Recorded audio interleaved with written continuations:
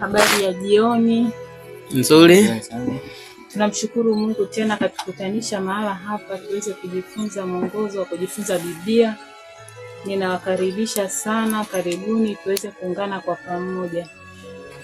Mwalimu Pastori, tupatie ombi tunapoenda kwanza. Tuombe. Mtakatifu, mtakatifu, mtakatifu Mungu wetu na Baba yetu wa mbinguni.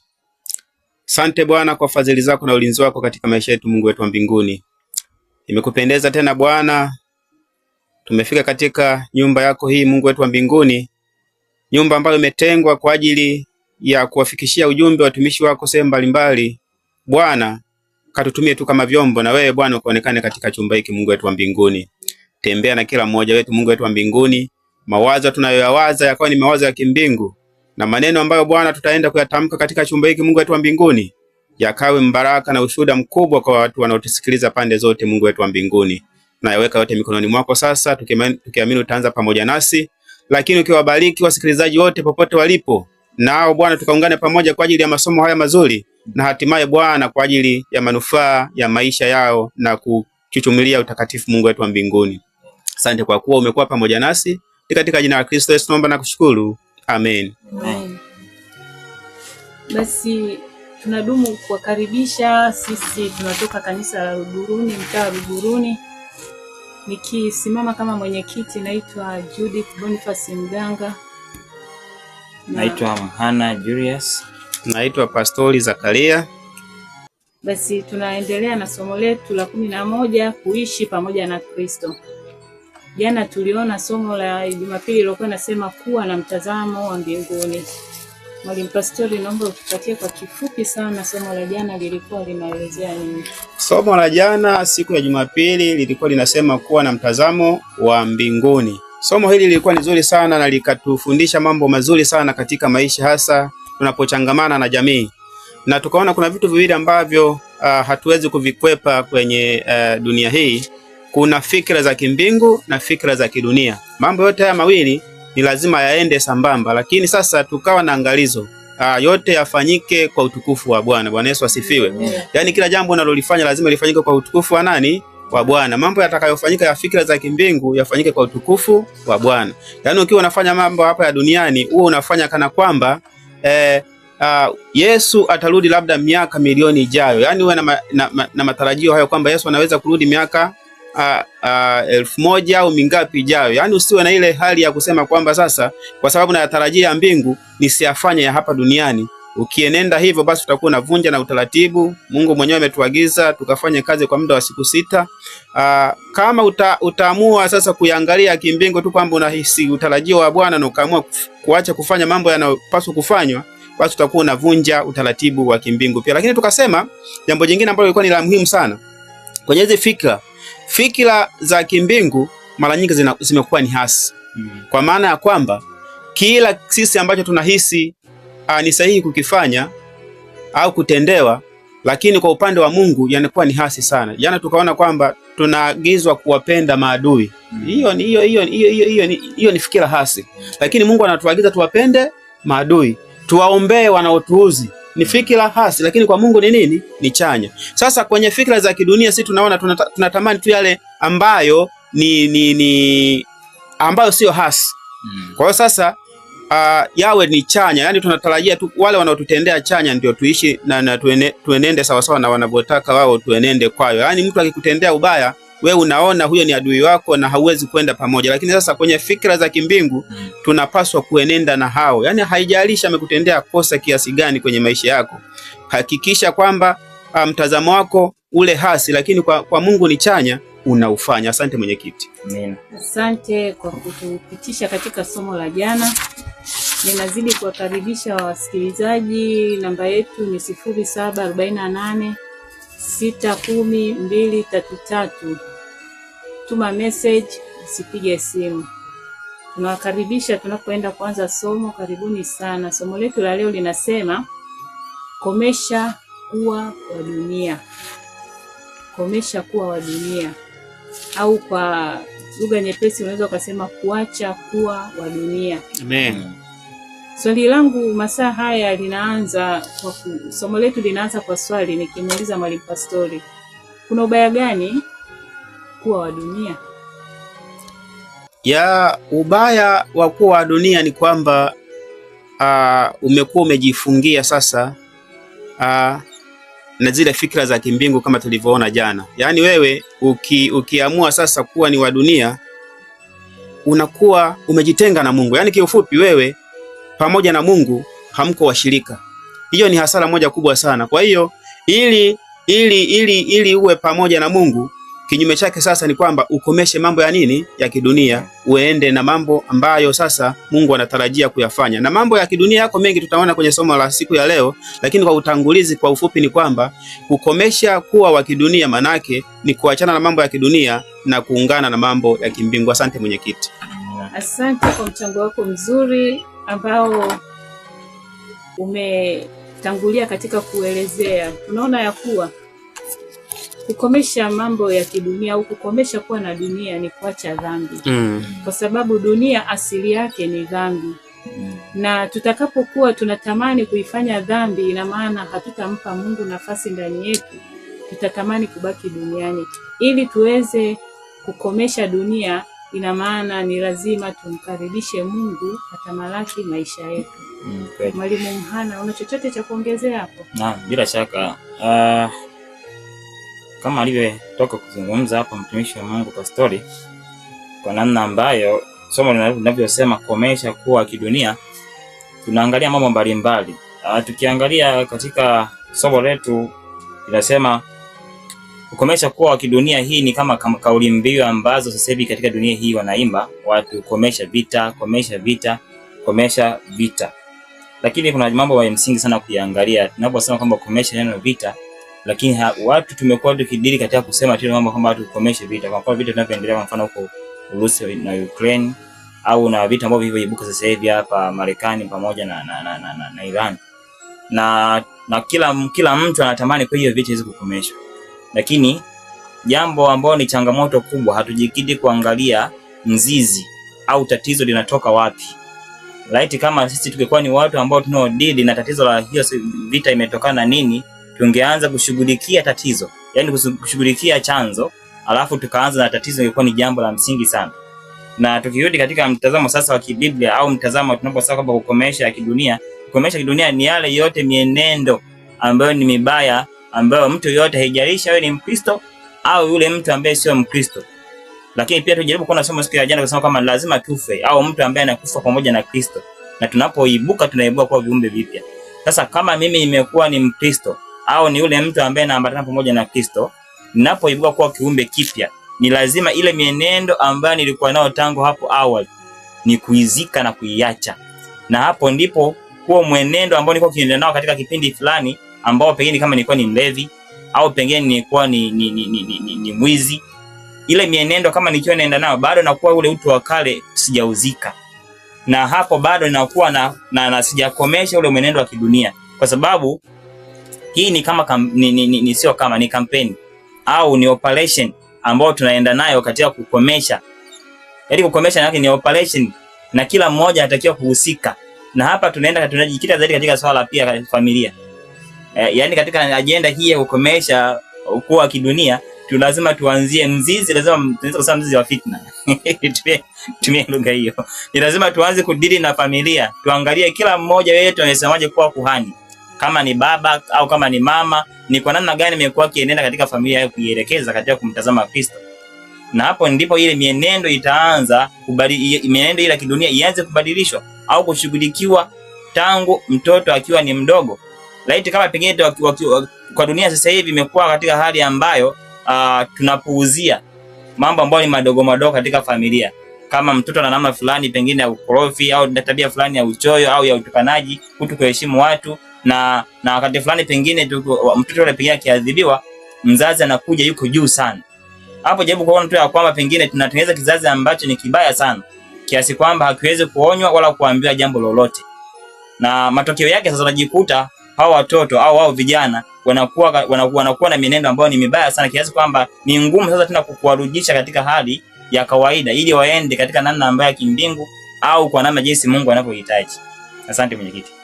Asante. Naona Mwalimu Pastori anatamani tena kuongezea kitu sehemu hiyo. Ya, natamani kuongezea utangulizi wetu ukisema kwamba kelele nyingi sana zimekuwa zikipigwa kukomesha vita, kukomesha utengenezaji wa silaha na mambo mengine. Hiki ni kipande tu ambacho hata tukipiga kelele kiasi gani hatutaweza kukiondoa. Na kiini kikubwa cha hii yote, sababu ya haya yote kutokea ni dhambi. Ili basi tuondokane na haya, ni tupige vita watu waache dhambi. Yaani tukipiga vita kuhusiana na kuacha dhambi, haya yote yataondoka, kwa sababu mtu anayetengeneza mfano hizo silaha za nyuklia tunazozizungumza leo hapa, anatengeneza kwa ajili ya nini? Manaka anatengeneza kwa ajili ya kumwangamiza mwingine.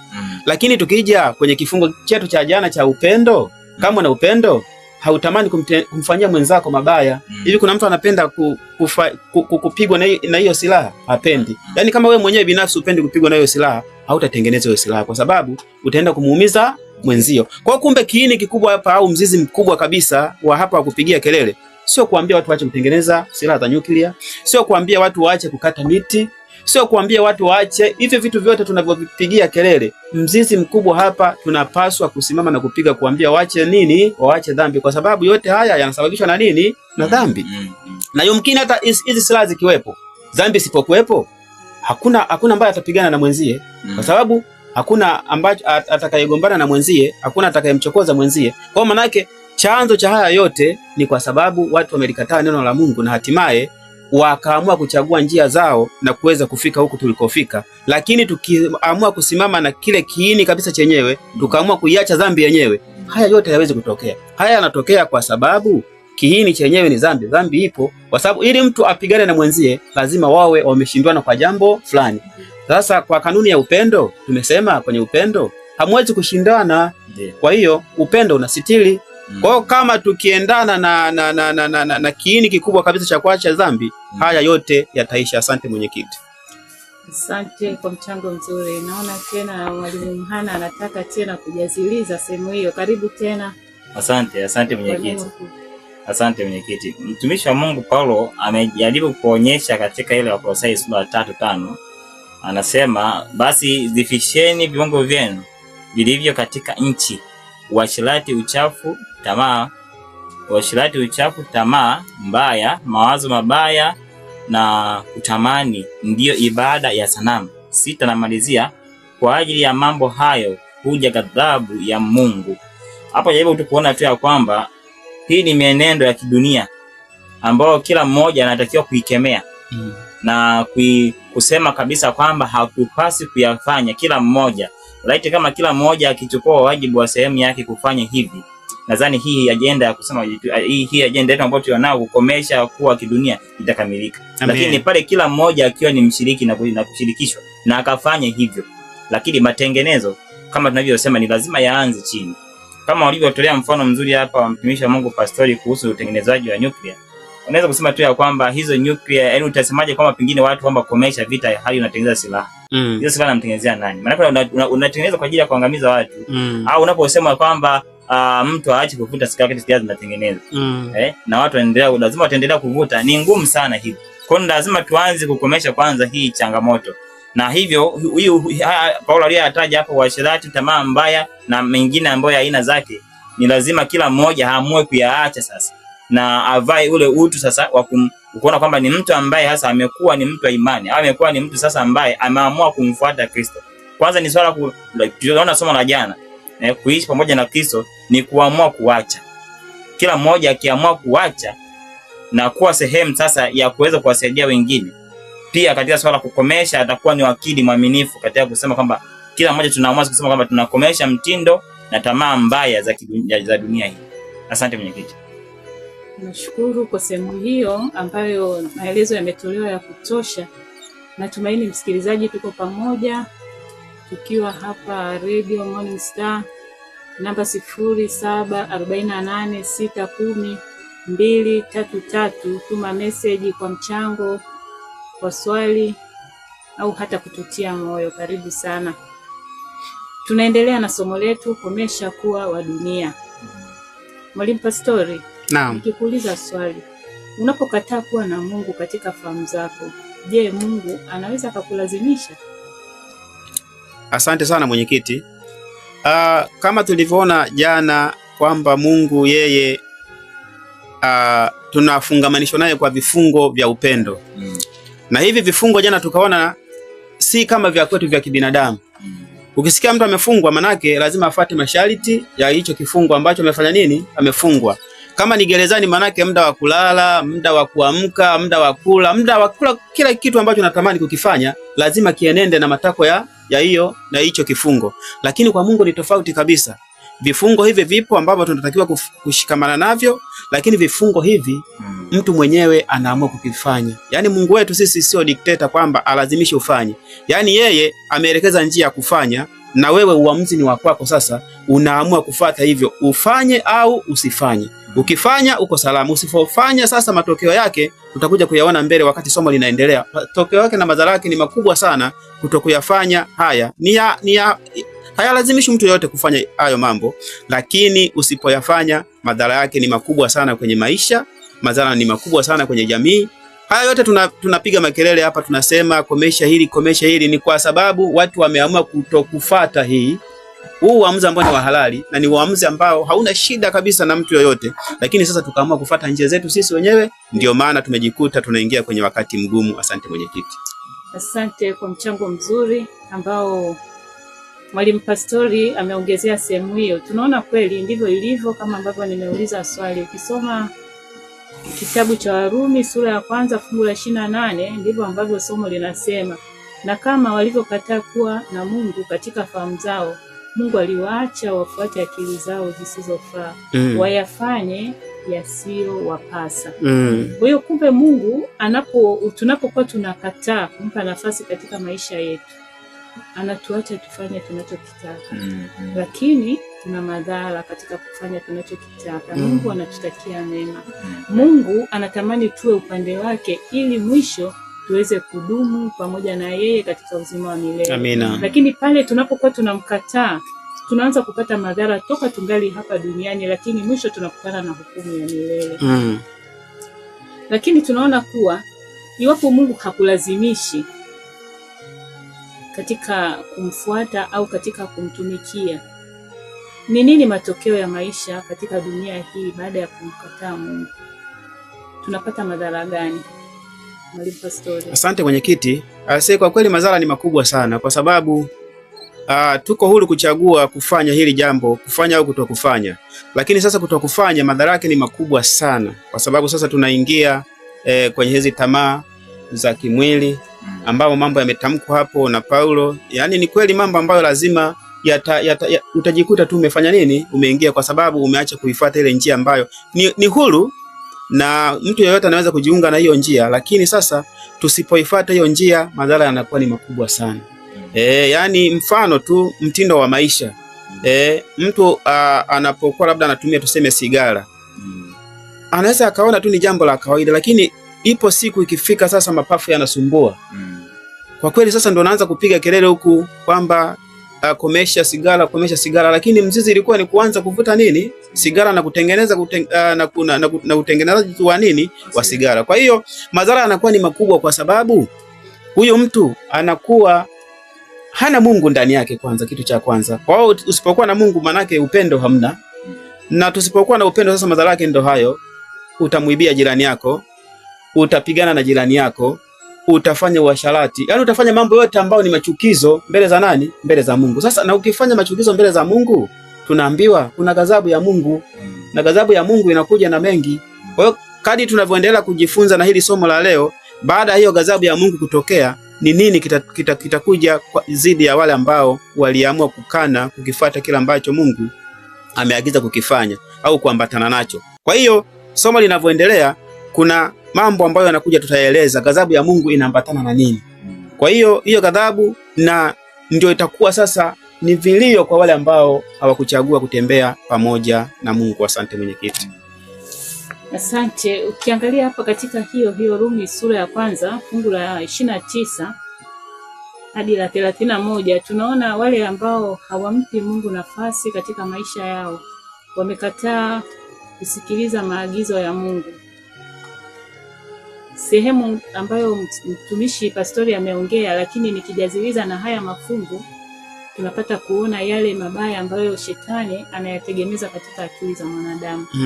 Wamejawa na udhalimu wa kila namna, uovu na tamaa na ubaya. Wamejawa na husuda na uuaji na fitina na hadaa, watu wa nia mbaya, wenye kusengenya, wenye kusingizia, wenye kumchukia Mungu, wenye jeuri, wenye kutakabari, wenye majivuno, wenye kutunga mabaya, wasiowatii wazazi wao, wasio na ufahamu, wenye kuvunja maagano, wasiopenda jamaa zao, wasio na rehema. Kumbe tunapoangalia katika dunia hii, mifarakano yote hii inayotokea katika jamii, katika makanisa, katika misikiti, katika taifa, tunaona kuwa shida ni kwamba tumefanya nini?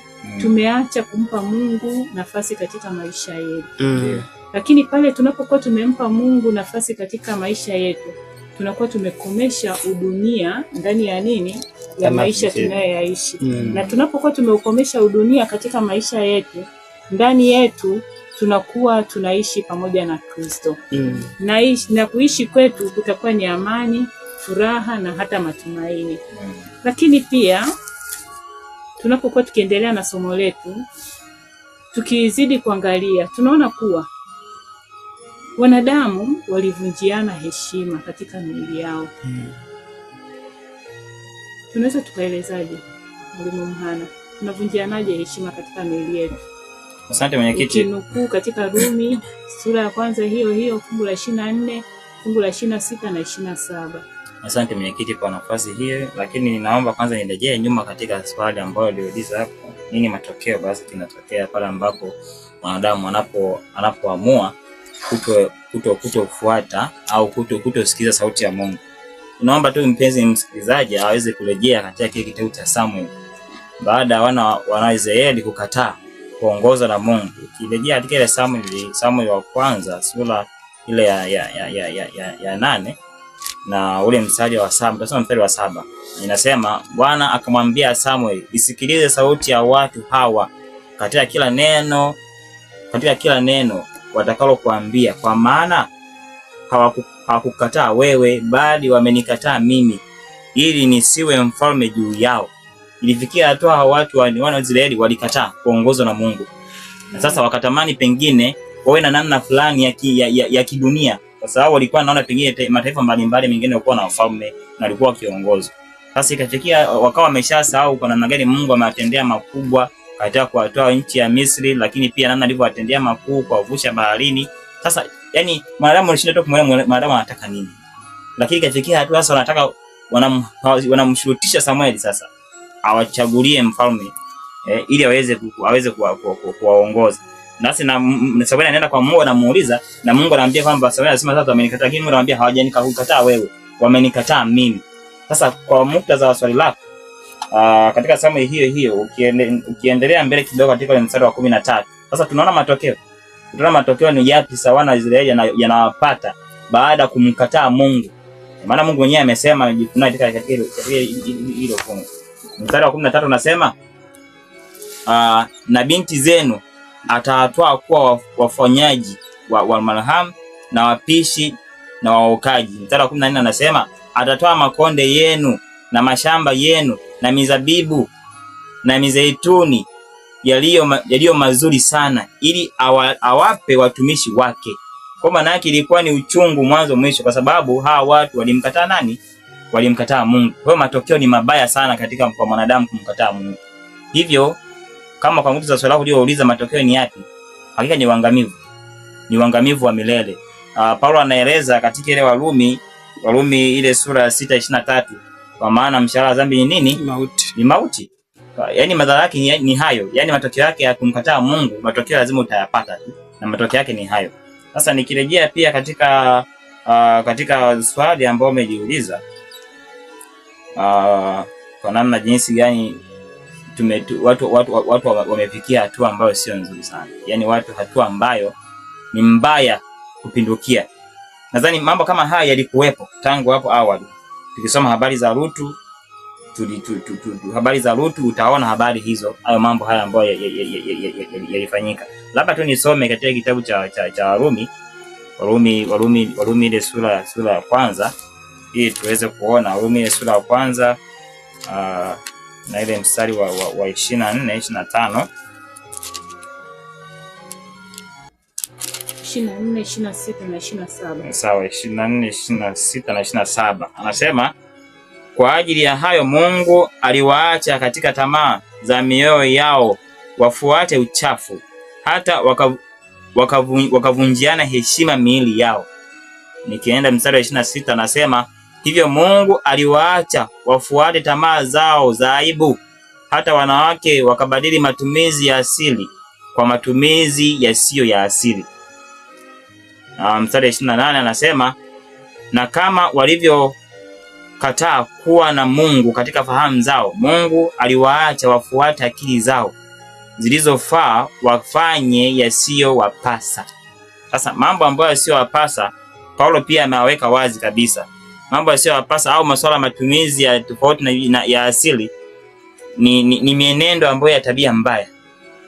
Na kukosa lugha nzuri ya kuweza kutumia ni kama yale ambayo yaliyotokea kipindi cha Lutu, baada wale malaika kufika katika ule mji wa Sodoma, na wale watu wale mji baada kuwaona wakafuatilia mpaka kufika katika nyumba ya Lutu, na walichokuwa wanakitaka ni wale watu kuwachukua na nadhani ilikuwa jinsia ya kiume, lakini basi walikuwa wanataka kuingiliana kimwili, na walifikia hatua yani wao wameshafikia hatua ya kuwakiana kimwili, yani mwanaume kwa mwanaume, lakini pia mwanamke kwa mwanamke. Ndio hatua ambayo dunia tulikoifikia sasa.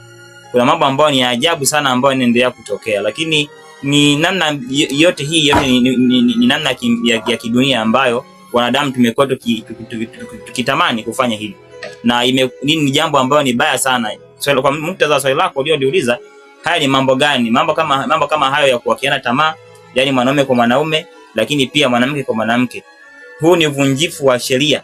Huu ni uvunjifu wa sheria ya nani? Ya Mungu. Na hili jambo ni baya na tunapaswa kulikemea, na kila mmoja anatakiwa kusoma kwa nafasi yake katika kulikemea na kuona tu ya kwamba Mungu hapendezwi nalo. Kwa hiyo mimi ushauri wangu naweza kusema ni watu turejee katika maagizo ya Mungu. Nini Mungu ambaye anakusudia? Hapo kijaribu kuona ni kana kwamba huu ni mpango mkakati wa shetani wa watu kutotimiza agizo la Mungu. Yaani mawazo ya mwanadamu siku zote ni kutenda dhambi, kama jinsi Mungu anavyosema kwamba mwanadamu siku zote huwaza nini? Anawaza mabaya. Ukiweza cha kujua kuwaza mabaya kwa namna gani, ukiweza kwa Mungu anasema kwamba enendeni nikafanya nini? Mkaijaze nini? Mkaijaze nchi. Lakini hapa inakuwa kinyume. Sasa ukijaribu kuangalia kuona kwamba kama wanaume kwa wanaume kiwakiana tamaa, hapa kuna uzao kweli? Sasa maana yake ni yale tunavunja sheria ya Mungu. Au wanawake pengine kufanya masuala kama ya usagaji, kizazi hakiwezi kuendelea. Maana yake ni mambo ambayo ya upotevu, ni mambo ambayo Mungu hapendezwi nayo.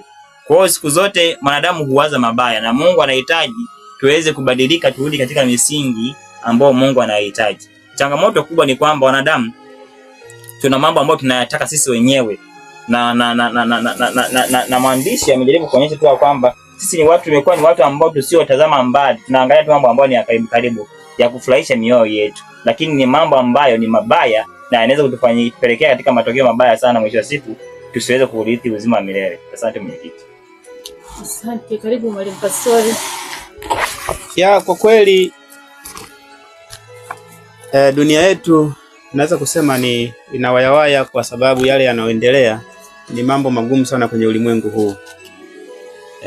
Yani ukishuhudia na kusikia na kuona, huenda kuna sehemu baadhi ya makanisa kabisa unakuta ni kiongozi wa kanisa anasimama na anafungisha ndoa ya jinsia moja. Yani kitu ambacho Mungu mwenyewe kilimkasirisha, akashusha moto na kiberiti pale Sodoma na Gomora. Lakini leo watumishi wa Mungu ambao wanafumba macho kabisa na kufuata tu kile kinachoitwa haki za binadamu. Yani kama ni haki ya binadamu ndio hivyo basi, haki za binadamu hatuna. Kwa kuwa mwenye haki ni Mungu pekee. Kama huyo mwenye haki anapokonywa kile kinachotakiwa kuwa haki kwake, na watu tunajiita tunatafuta haki za binadamu, basi hizo haki za binadamu kwa kweli zinakuwa haziko sawa na zinaenda kinyume na mapenzi ya Mungu. Ukisoma hiyo Mwanzo sura ya 19 kisa cha Lutu kile, ukikisoma vizuri unagundua kabisa yale ambayo yalifanyika kipindi kile na sasa hivi huenda yanaendelea kufanyika kwenye ulimwengu huu, ambao alikuwa ni mambo mabaya ambayo yalisababisha moto kashuka, moto na kiberiti kashuka katika ule mji wa wapi? Wa Sodoma. Lakini kitu ambacho naweza kukutia nguvu katika jioni ya leo ni kwamba ukiamua kukomesha ya dunia na kuambatana na Mungu, haijalishi uko kwenye jamii inafanya maovu kiasi gani, Mungu atakuwa upande wako. Lutu anawapokea wale malaika. Kwanza, jambo la kwanza, ili ujue kwamba alikuwa pamoja na Mungu, anaona watu wawili wanakuja na yeye anatambua ni malaika. Yaani kama wewe sio mtu wa Mungu, huwezi kujua. Utawajuaje kwamba wale ni malaika? Mungu kwenye jamii, umeona wageni wanakuja na unajua kwamba malaika, alafu anatembea mbele yao, anapiga magoti, anashuka kifudifudi, anawakaribisha. Sasa kama ufanyi mambo ya Mungu, huwezi kujua. Yaani kama uko kwenye mambo ya kidunia, huwezi kujua hawa ni wajumbe kutoka wapi? Kutoka mbinguni. Lakini malaika wale wanafika na anawasihi kweli waingie ndani kwa kuwalazimisha. Amewaomba waingie wapi? Waingie ndani. Lakini malaika walikuwa wanamwambia wanataka wabaki tu pale kwenye ua wake pale kwa nje. Lakini kawasihi sana na hatimaye wakafanya nini? Wakaingia. Lakini habari mbaya ni kwamba jamii ile, watoto kwa vijana, wakaja kwa ajili ya kuwataka wale wageni. Sasa tunarudi jana kwenye lile somo letu la upendo na stili mabaya. Mzee Lutu anaamua kuwafata wale watu na kuambia, jamani, hapo ndani mimi nina mabinti hawajamjua mme. Wachukueni hawa, msiwatendea hawa wageni mabaya. Hebu tujiulize swali. Wewe unaweza umepatwa na hilo jambo kwenye familia yako, unaweza ukafikia hicho kiasi cha kuamua kuwatoa sadaka watoto wako ili wageni waliokuja nyumbani kwako ambao wewe ni wamefika tu kwako nyumbani kwako ni wageni, ili wasifanyie hicho kitendo kibaya, alafu watoe watoto wako ambao hawajamjua mme bado, uwapatie watu wale. Lakini cha ajabu, kwa sababu mtu alikuwa na Mungu, bado hawa jamaa walisema, sisi hatuwataki hao, tunawataka hawa wanaume wenzetu. Unaona dunia ilivyofika kubaya, na wanawataka wale wanaume. Basi baada ya kuwa wamelazimisha sana, habari mbaya ni hii, waliamua kutoka wale malaika kwenye kile chumba walichokaribishwa, na wakatoka nje wakawapiga upofu. Kwenye kile chumba wametafuta mlango zunguka sana wakioni chumba. Yaani wanatafuta wale watu wawatoe kwa ajili ya kwenda kwa tamaa zao ambazo wenyewe walikuwa nazo, lakini hawajafanya nini? Hawajaweza kuwapata watu kwa sababu malaika wale waliwapiga nini? Upofu. Lakini katikati ya hiki kisa ndivyo Lutu anashauriwa kutoka katika bonde lile, kwa sababu mji unaenda kuteketezwa. Kwa nini mji unaenda kuteketezwa? Kwa sababu watu wameamua kuacha na kuanza kufuata njia zao ambazo wenyewe, njia za kidunia ambazo Mungu mwenyewe azifanye nini? Azimpendezi. Pamoja na hayo, Lutu anaambiwa aondoke na familia yake, lakini kwenye hicho kisa kisoma, watu waliomfanya kukawia ni wakwe zake. Wameandikwa kabisa pale. Wako wakamfanya akawie. Mpaka kesho yake asubuhi, malaika wanakuja kuwakamata mkono na kuwatoa kwenye mji ule, na mji ule unapigwa kiberiti. Kwa nini unapigwa kiberiti, moto na kiberiti? Kwa sababu waliamua kufata njia zao mbaya. Yaani watu wakaamua wanaume wakaamua kuwakiana tamaa wao kwa nini? Kwa wao. Na hicho kitendo Mungu kikamkasirisha mno, akaamua kuchoma Sodoma na nini? Na Gomora. Lakini habari njema ni kwamba katikati ya watu wenye uovu kiasi kile, kulikuwa na watu wa Mungu wako pale. Kumbe haijalishi dunia itafika mahali pabaya kiasi gani, watu wa Mungu watakuwepo tu. Tukija upande wa Ibrahimu, naye Ibrahimu anaagizwa kutoka sehemu aliyokuwa, kwa sababu kulikuwa na uabuduaji wa miungu na vitu vya hovyo vilivyokuwa vinafanyika. Lakini katikati ya ibada hizo za sanamu na mambo maovu yaliyokuwa yanafanyika, kulikuwa na mtu wa Mungu pale. Kwa hiyo Mungu ana watu wake, haijalishi dunia itafika katika wakati mgumu kiasi gani. Lakini habari nyingine njema ni hii, haijalishi umepotea kiasi gani, kwa Mungu ukisharudi kwake, yeye anasamehe na anasahau kabisa. Hivi naelewa kusahau kabisa. Yaani kile ulichokuwa nakifanya kama ni kibaya ukaamua kujikabidhi kwa Mungu, hata sasa yeye anasahau kabisa, na unaanza maisha nini? Unaanza maisha mapya. Kwa hiyo kwa kweli dunia hii huko tulikofika, humu yametamkwa tu hata ile lugha ya matusi. Tumesoma, yani Paulo ametuambia hata kule kutamka matusi. Lakini sasa hivi fika tu kwenye kituo cha daladala au kijiwe chochote, muunganiko wa maneno mtu anayewazungumza lazima katikati kuna nini? Kuna tusi. Yaani mtu kwanza anaweza kukuita kwa tusi, anaweza kukukaribisha kwa tusi. Ndio dunia inavyoenda. lakini maisha yanafanya nini? Yanaendelea. Sasa huko ni kuamua kufuata njia zetu ambazo sisi tumeamua kuzifuata na kutokufuata njia nini? Ya kimbingu. Ukiishi na hayo matusi kichwani kwako, utakuwa kiroho lini? Kwa sababu kukua kiroho ni mchakato. Kadiri unavyolisoma neno la Mungu na kuliishi ndivyo linavyobadilika siku na siku. Lakini sasa wewe ukiwa ni mtu wa hayo ya duniani, hakika huwezi kubadilika. Asante mwenyekiti. Asante kwa mchango wako mzuri ambao unazidi kulifanya darasa liweze kuwa tamu zaidi. Nazidi kukukaribisha msikilizaji. Namba yetu ya mawasiliano ni 0748610233. Tuma message kwa ajili ya kukutia moyo, kuuliza swali au kuwa na mchango. Tunaona asili ya haya mambo baada ya kuwa umemkataa Mungu ni shetani. Na hii shetani ilianzia wapi? Ilianzia pale katika bustani ya Edeni. Ukisoma katika kitabu cha Mwanzo sura ya 3 fungu la 4 na fungu la 5 tutapata kusikia maneno ya shetani au maneno ya nyoka akimwambia mwanamke. Nyoka akamwambia mwanamke, hakika hamtakufa. Kwa maana Mungu anajua ya kwamba siku mtakayokula matunda ya mti huo mtafumbuliwa macho, nanyi mtakuwa kama Mungu, mkiyajua mema na mabaya. Tunaona kuwa kuna mambo katika maisha ya mwanadamu baada ya kuwa Mungu amemuumba mwanadamu, hakutaka kabisa mwanadamu ayajue. Aliweka hiyo kitu ndani yetu tusiyajue ili tuishi tukiwa salama.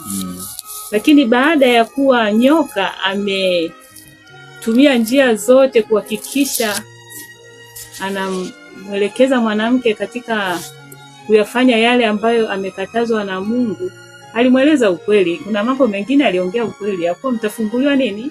Macho, mtajua mema na mabaya. Ina maana maisha ya mwanadamu yalikuwa ni ya kujua mema tu. Hakuwa anayajua mabaya. Lakini baada ya kuwa amekula yale matunda ya ule mti wa ujuzi wa mema na mabaya, ndipo alipoanza kujua mabaya. Na ndio haya mabaya leo tunafanya nini? Tunayaongea. Ina maana baada ya Adamu na Hawa kuyala, uzao wa Adamu na Hawa ndio mimi na wewe leo. Tunayatenda haya, tunaacha matumizi ya viungo vya asili, tunaanza kutumia katika namna ambayo inatupendeza sisi kwa akili zetu na tamaa zetu, tukiongozwa na mwovu shetani. Kwa hiyo tunaona kuwa tunarudi pale pale katika bustani ya Eden, kuisikiliza tena sauti ya nani? Ya nyoka.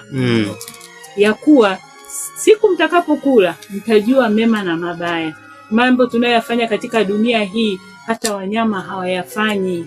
Lakini wanadamu tumekuwa na mavumbuzi ya ajabu kiasi kwamba mbele za Mungu mbingu zinahuzunika kwa ajili ya mwanadamu aliyemuumba ili ayaishi mapenzi yake. Kwa hiyo tunapokuwa tukiangalia haya leo, bado Mungu anatupenda kwa sababu amekusudia kutuokoa, anaturudisha katika maadili ili tuweze kufuata yale maagizo aliyoyatoa toka katika bustani ya Eden, ya kuwa matunda ya mti wa ujuzi wa mema na mabaya si ya kula. Kwa hiyo kuna mambo mengine katika dunia hii hayatufai sisi kama watoto wa Mungu. Tunatakiwa turudi katika maadili ya asili ambayo Mungu alikuwa amekusudia mwanadamu aweze kuyaishi. Basi tukiangalia tena hapa katika Rumi sura, tunaenda hii Rumi sura ya 1 fungu la 25. Hebu mtumishi wa Mungu naomba usome hapo. Rumi sura ya 1 fungu la 25. Rumi ile sura ya 1 na ule mstari wa 25 inasema kwa maana walibadili kweli ya Mungu kuwa uongo, wakakisujudia kile kiumbe na kukiabudu badala ya muumba anayehimidiwa milele. Tunaona katika hili fungu na lenyewe kuna mambo ambayo tunaweza kujifunza kupitia maisha tunayoishi. Kwa maana walibadili kweli ya Mungu kuwa nini? Uongo. Kweli ya nani? Ya Mungu. Sasa kweli inageuka kuwa nini? Uongo. Uongo unakuwa nini? Ukweli. Unakuwa kweli. Anasema wakakisujudia kiumbe na kukiabudu badala ya muumba aliyehimidiwa milele. Amina. Sasa tunaona katika Kutoka 20 fungu la 1 hadi la 6. amri ya kwanza na amri ya pili. Ni jinsi gani wanadamu tunajaribu kukengeuka na kufanya yale ambayo Mungu ameweka kama maadili yetu. Ni vile kama ambavyo Adamu na Hawa walikengeuka na kukataa kumsikiliza Mungu aliyesema msile matunda ya ujuzi wa mema na mabaya, siku mtakayokula mtafanya nini?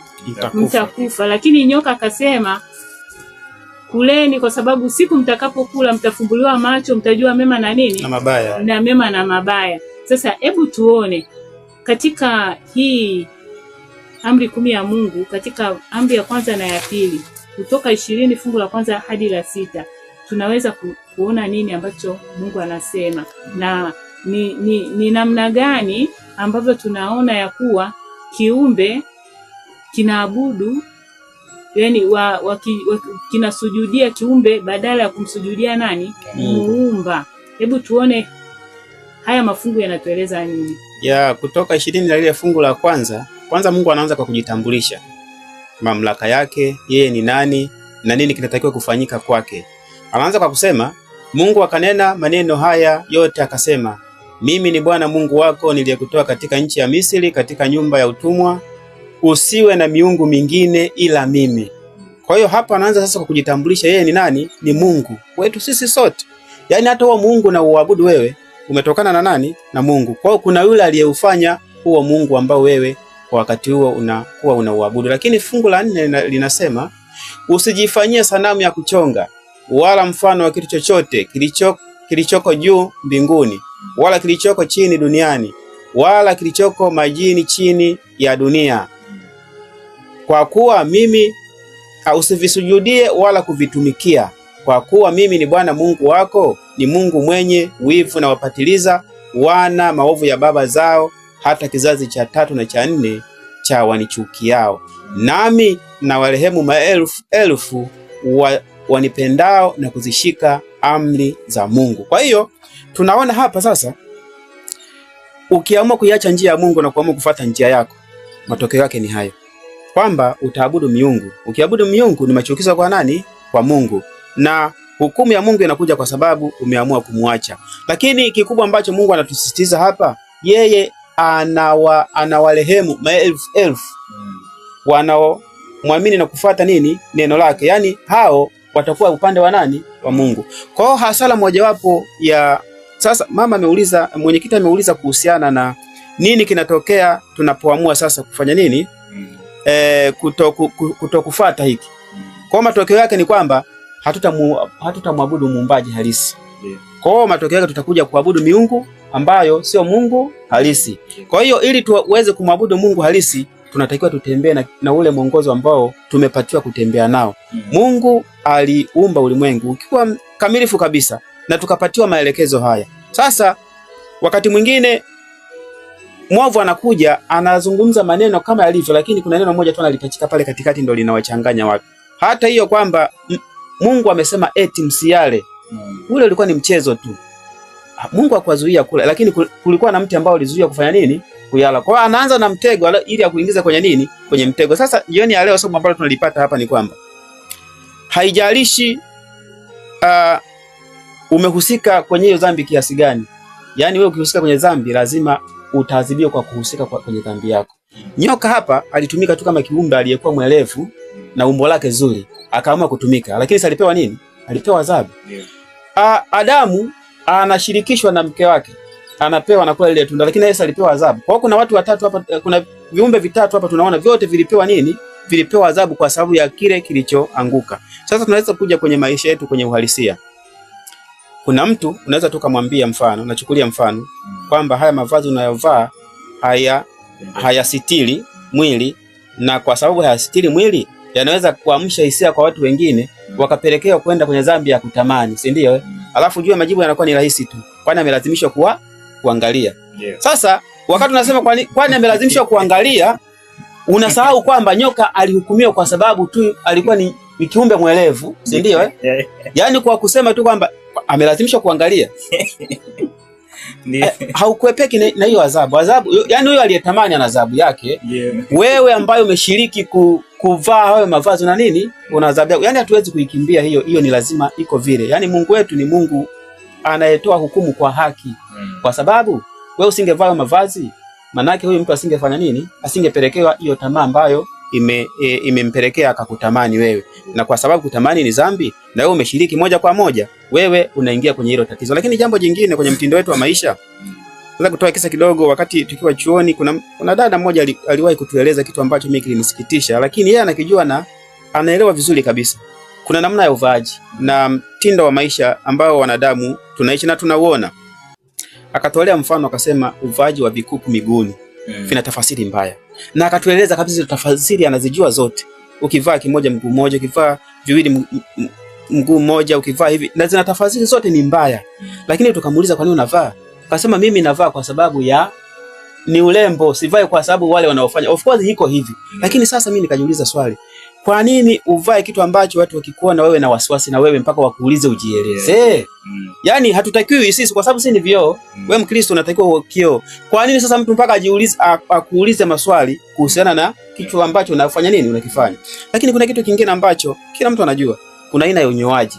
Kwamba mtu ananyoa alafu anatengeneza wei. Kuna chano hapa kwenye nywele kidogo kwa sababu watazamaji wasikilizaji hawatuoni, lakini wei nadhani wanaziona. Mtu ananyoa nywele alafu anachana kitu kidogo.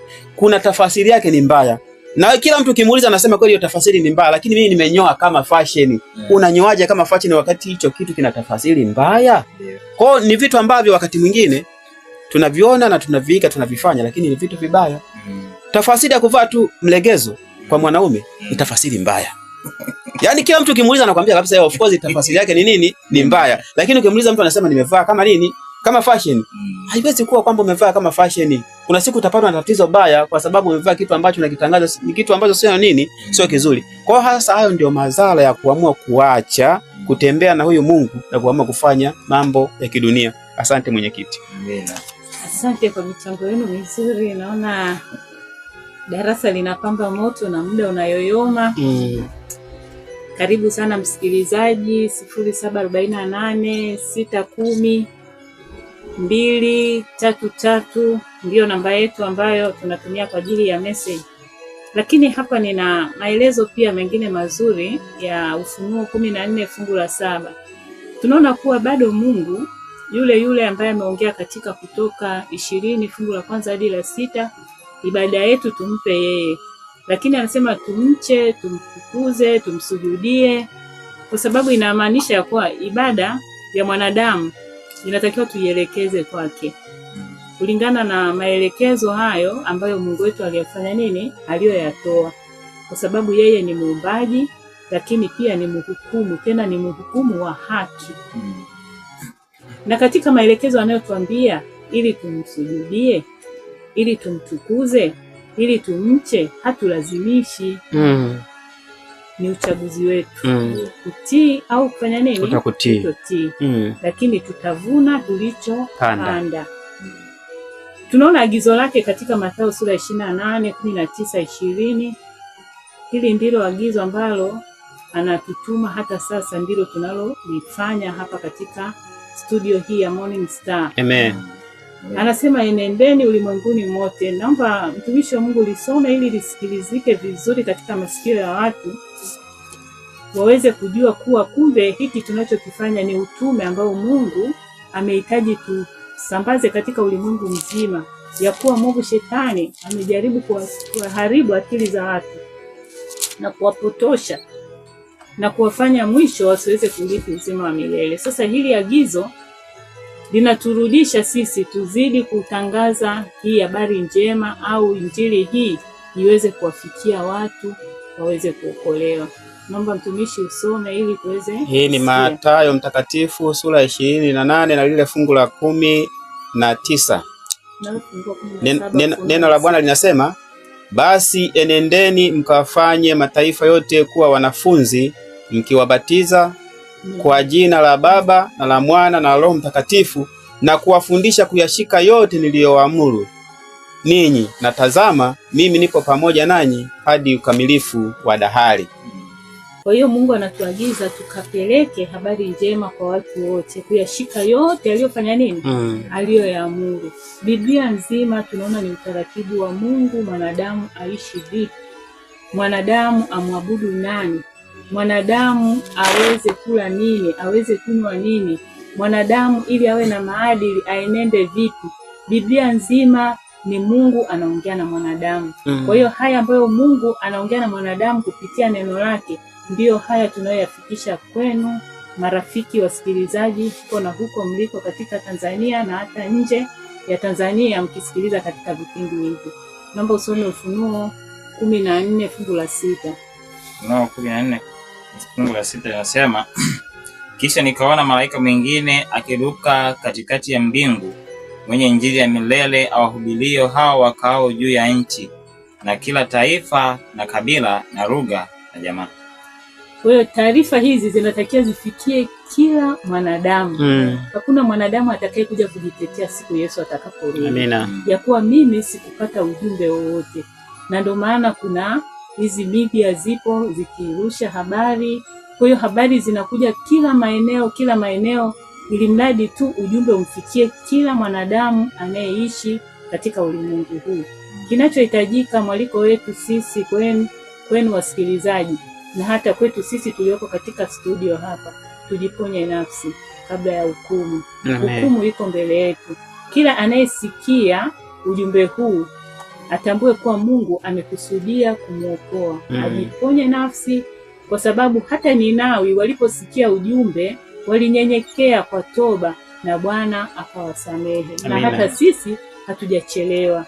Tutakaponyenyekea kwa toba, Bwana yuko tayari kwa ajili ya kutusamehe. Naona mtumishi hapa ana kitu pia cha kuongezea, wakati kuna message ambazo watu wametuma tuweze kusikia jumbe.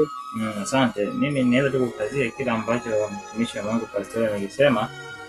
Mtumishi wa Mungu na Mathayo anasema katika ile Mathayo 5:13, ninyi chumvi ya ulimwengu.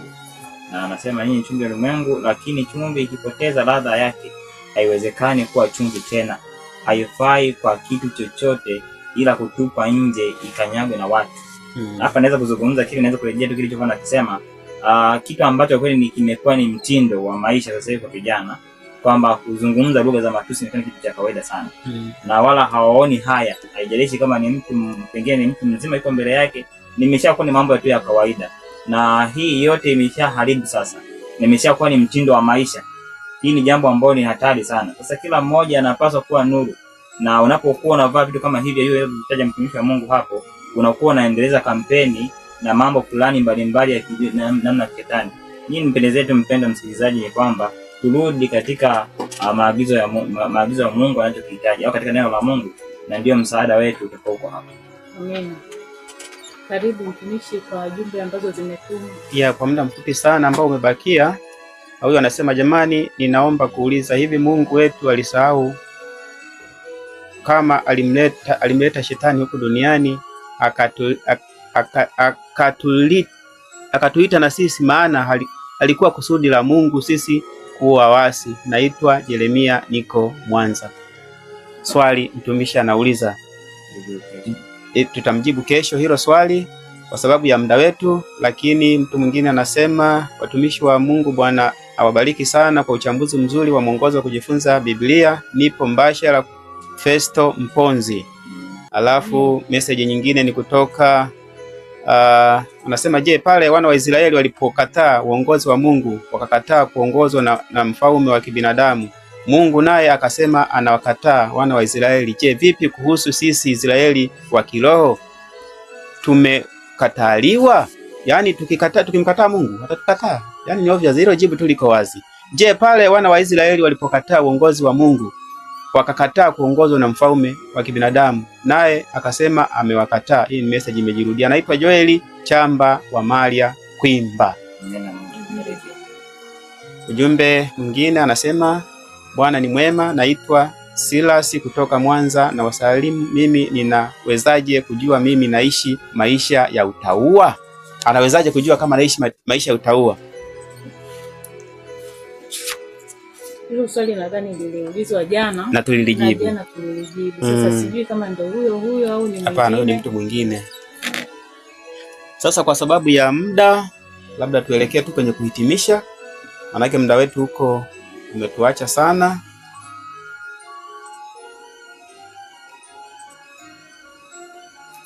Haya, Anasema tunaweza kukomesha kuwa wa kidunia katika uchaguzi, kusikiliza mziki wa kiroho, au tuepuke mavazi ya mshayo tamaa za mwili na kuchagua kuzungumza maneno ya Mungu tu na kuyaishi. By Valentini Myoka. Amina. Huu ni ujumbe amejazia hapo yale ambayo tumetoka kuyazungumza hapa.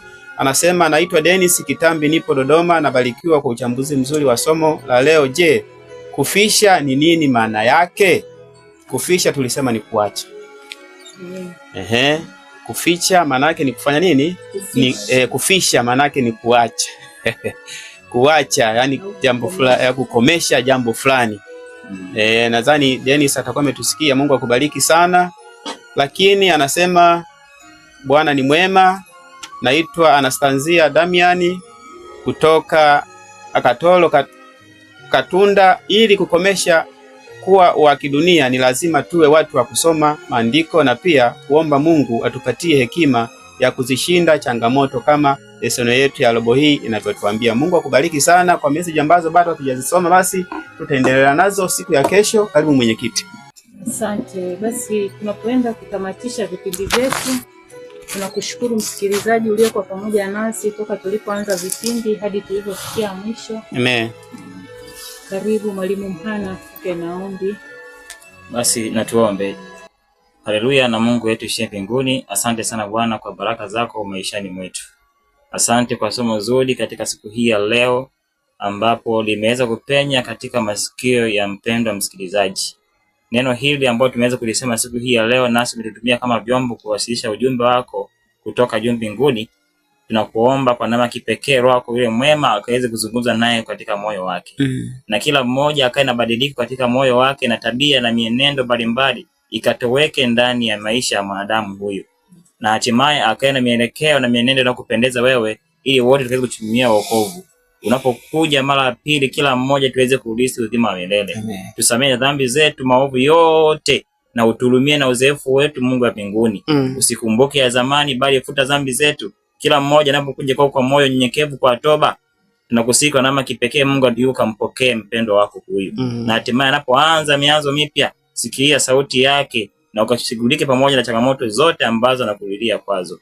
Na hatimaye akaweze kubatizwa na kufuata na kuwa na mienendo mema, ili hatimaye tukajifungamanisha katika kifungo cha upendo, tukitafakari mapenzi yako na ukuu wako maishani mwetu. Imani yetu ya kwamba utakuwa pamoja nasi, muongoze na kumtia nguvu, kwani wote tunaomba tukiamini ya kwamba unatenda na kuzidi, katika jina la Yesu. Amina. Amen.